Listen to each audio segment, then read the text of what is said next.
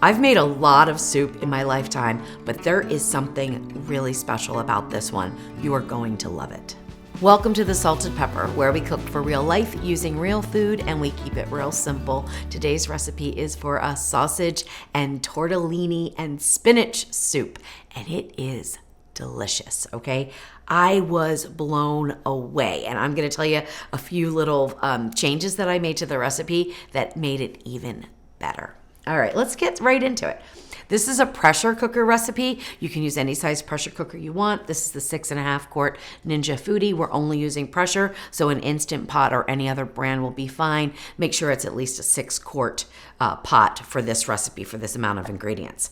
Okay, so this is sausage, spinach, and tortellini soup. So we're gonna start with the sausage, and then these are friends of the soup that are gonna also go in. The sausage that I'm using is a mild Italian sausage, but I've tried the recipe with sweet sausage, hot sausage, combination of different sausages. They are all delicious. So pick what you like. If you like spice or a little, spicy sweetness, add in half sweet sausage and half hot sausage. But this is just simply the mild version of Italian sausage. They come in 19-ounce packages, at least they do in my grocery store. They are in a casing. You want to remove them from the casing to put them into the pot, okay? So I'm gonna get the pot started. I've already removed most of them. Then I'll show you the easy way that I do to remove the casing. So let's get the pot on sear saute on high and add in about a tablespoon or two of olive oil in the bottom. All right, then to remove the casing, what I like to do is just pinch it in the middle and kind of twist and pull. Now we will break this sausage up a little bit more as it sautés, but getting it out of the casing is going to help us to break it up and you won't have that little snap of the casing. You could slice it if you wanted to and just saute it a little bit, leave the casing on. But I really like the texture in the soup when it's more like a ground sausage, okay? In kind of big chunks though. Once the pot and the oil have started to heat up, put in the sausage and then take whatever type of kitchen tool you have and just start to break it up a little bit.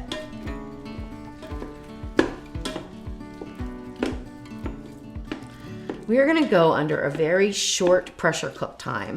So what I like to do is get the sausage probably about halfway cooked, just to make sure we don't have any issues with it not cooking. And I like to keep the chunks about the size of a nickel, okay? I like that size in the soup, but you could break it up as fine or leave it as chunky as you like, okay? As long as you cook it 50% through, you'll be fine in the 2-minute pressure cook time. And that's right, it's 2-minute pressure cook time. It's, oh my gosh, so quick and easy.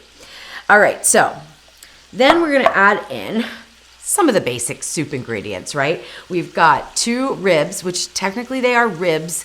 We say stalks, but the stalk is the whole thing. So this is 2 ribs of celery that I chopped into about, I would say, a 1/2 inch dice. I'm not real particular. Doesn't really make any difference in this recipe. We're gonna add that in. That was 2 of the ribs, and it's about 1 cup. Then we're gonna add in 1 medium size. I use sweet onion. You could use a yellow onion, that would be fine. And it's about 1 cup, and it's the same size dice, about 1/2 inch or so. The garlic. This is about 8 cloves of garlic, which was almost the whole bulb of garlic for me. You could use the whole bulb. It won't be any problem at all. I cut off both ends and then smashed it with the back of a knife, with the flat side of a knife, and then was able to get the paper off very quickly, and they're smashed, okay? So that's how I like them in this soup, but you could use minced garlic too. You would probably need about a tablespoon. All right, that's really sizzling in there, so let's mix this up. Get the sausage browning and chopped up a little bit more.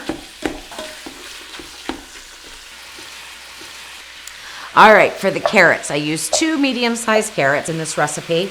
And what I did was I peeled them, cut off the ends, I cut them in half, and then sort of sliced them up in about a 1/2 inch slice. You could do whole rounds if you wanted to. You could dice them a little bit smaller if you wanted to. It's really about how you want them to look in your soup. Now, I'm not going to add these in until just before we go under pressure because they are small and I don't want them to overcook, okay? So I will add those in right before we go under pressure. All right, the next ingredient. This is one of the changes that I made to the original recipe.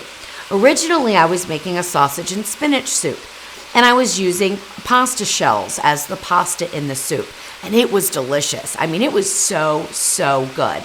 But then somebody mentioned tortellini in one of my Facebook groups, a tortellini and sausage soup, and I thought, I wonder if I could do that and still go under pressure, because that was always my concern. This tortellini is fresh tortellini. It is packaged. I did not make it. It's from the grocery store, but it's in the refrigerator section. So it is quick cooking, right? And I thought, is it going to fall apart under pressure? It doesn't. It's amazing. It turns out beautiful in the soup. So you can use 9 ounces of fresh tortellini. This happens to be 4 cheese tortellini that I got at Sam's Club, but you can get any kind of variety you want. I recommend getting the cheese variety though for this recipe, and it's going to be great. Or you can use 4 ounces of Shell's regular dry pasta, okay? Any more than that of the dry pasta, and you're going to run out of liquid in your soup. Your soup is going to be more like a thick meal when you serve it, because it just absorbs so much liquid, okay? So 4 ounces of Shell's dried pasta or 9 ounces of the fresh refrigerated cheese tortellini. All right, let me give this a little stir. We are just about to add the rest of the ingredients and go under pressure. And that looks great. All right, now after you saute, you're gonna deglaze the pot with chicken broth, 4 cups of chicken broth or chicken stock, whichever you prefer to use. And then just sort of mix this around. In case anything is stuck on at the bottom, we loosen that up. That's called fond. We want it in the soup, not on the bottom of the pot, because it could trigger the water notice. But I've never had an issue with this recipe doing that. But we want that fond in the soup. It's full of flavor. All right, now seasonings. Seasonings are important. We have 1.5 teaspoons of fine grind sea salt, or you could use kosher salt, 1/2 teaspoon of black pepper, and 1/2 teaspoon of ground sage. I don't use sage in a lot of recipes. And originally I didn't use the sage, and it was just missing something. There was something not balanced about it. And of course I thought, well, let me add in like Italian seasoning or something like that. Then I thought, no, let me add in some sage. It is beautiful in this soup. It finishes it off perfectly. So if you have ground sage in your cabinet, use it now, okay? 1/2 teaspoon. You don't need a lot of ground sage at all. If you don't have ground sage and you don't plan on using ground sage, then don't go out and buy it specifically for this soup. You could use a little bit of Italian seasoning as well, okay? I mean, totally different profile, but I don't want you to have to spend the money on sage if you're not gonna use it. All right, now let's mix this up. And then we will get in our carrots. We will get in our tortellini. I am so excited for you guys to see how this tortellini turns out. I was just so shocked. All right. Now, push that under the liquid some. Now, the last ingredient that's going in before we pressure cook is 1 15-ounce can of crushed tomatoes. You could use fire roasted diced tomatoes, but I liked the broth better with the crushed tomatoes, okay? And you know I'm a big fan of fire roasted tomatoes, but we've got enough chunks in there. We just need this tomato to give the richness and the tomato flavor to the broth. Pour it on top and don't stir it in, okay?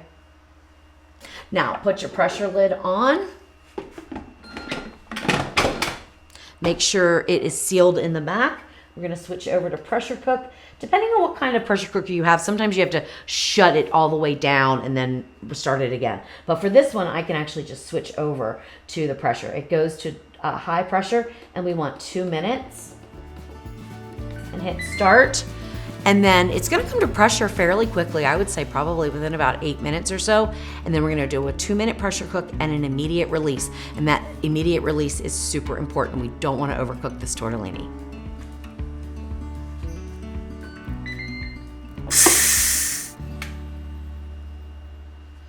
Once the pin drops, you can open up the lid. Make sure you do that away from you because it's going to be very steamy.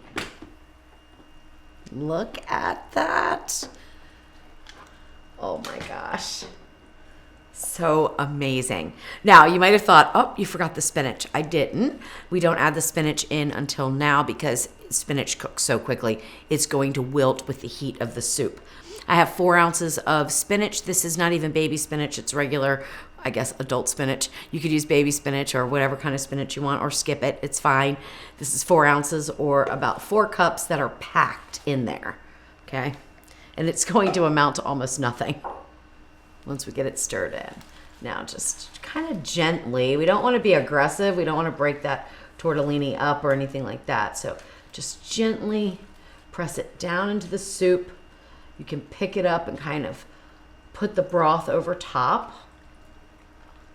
I will also say that during my test batches, I looked at the sausage and I thought, wow, it looks kind of pink. I hope it's done. I've tested the temperature. It's always done. You know, it's way over 165. It's like 180, 190. The reason for the pinkness is the carrots and the tomato broth. All right, look at that. Now we're all done. That is all you need to do, and you are ready to serve your soup. You could add more spinach if you want. You could add an entire 8-ounce bag if you wanted to. It's no problem. But I thought the 4 ounces was enough in this soup. All right, so grab a bowl, dish some out, and of course, we're gonna serve it with some homemade Italian bread.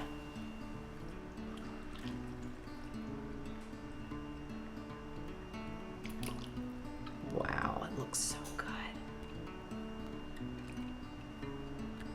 Look at that. I think I have carrot, everything, just to tell you what the texture is. All right, here we go. Well, first, this is my favorite part. Oh my goodness. This is the perfect meal. All right, first let me taste the broth for seasonings, which you probably want to do before you serve it to your guests. Oh my gosh, it's perfect. Perfectly seasoned. All right. Now we gotta get one of these tortellini. This is the true test.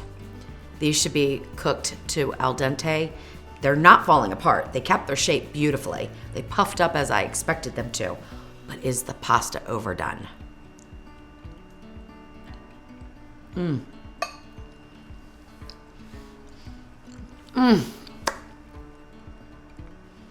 Oh my goodness, absolutely perfect. You could grate some Parmesan cheese on top of this if you wanted to, but I find the cheese in the tortellini gives that little salty, tangy flavor of the cheese, and it just pairs so beautifully with this soup. All right, carrots. Perfect.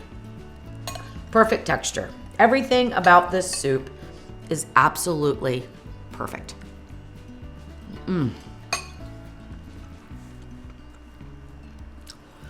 Don't skip the Italian bread. Enjoy.